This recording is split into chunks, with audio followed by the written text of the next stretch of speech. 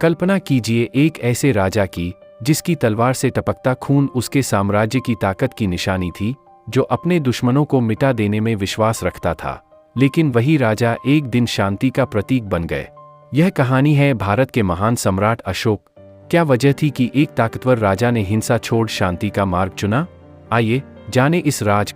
मौर्य साम्राज्य के महान सम्राट बिंदुसार का पुत्र अशोक बचपन से ही साहसी और ताकतवर था। उसकी बुद्धि और वीरता उसे अन्य राजकुमारों से अलग बनाती थी। जैसे जैसे वो बड़ा हुआ, उसकी क्रूरता, निरंकुशता और विजय की प्यास उसे एक खतरनाक योद्धा में बदलने लग। अपनी हर लड़ाई में अशोक केवल जीत चाहता था, चाहे उसके लिए किसी भी हद तक क्यों न जाना पड़। अशोक का मानना था कि शक्ति ही असली पहचान है।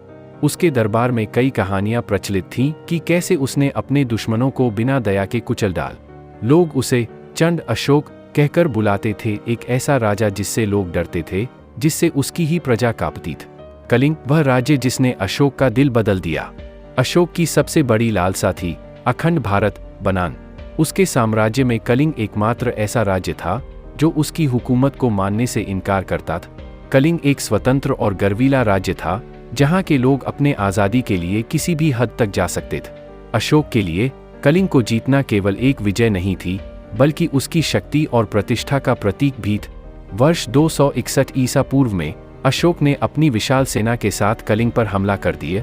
यह युद्ध अभूतपूर्व था, जिसमें हजारों सैनिक मारे गए और न जाने कितने निर्दोष नागरिक इस क्रूरता का शिकार बन।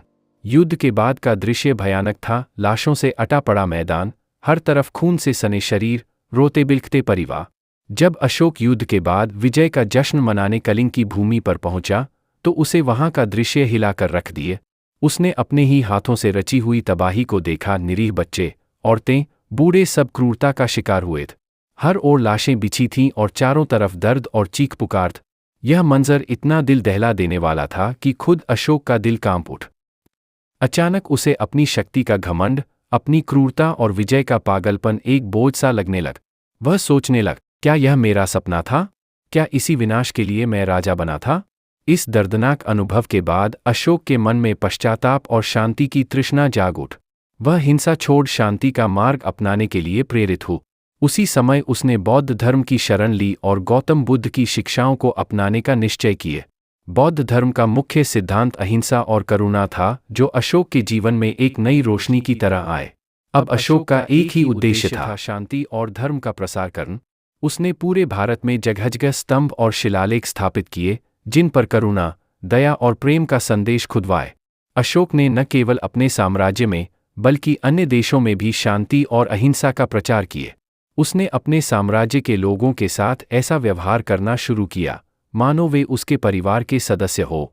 वह राजा जिसने कभी अपने शत्रुओं को नष्ट करने में विश्वास किया था, अब उनके जीवन को सुधारने की राह पर चल पड़ा था। अशोक का जीवन पूरी तरह बदल गया था।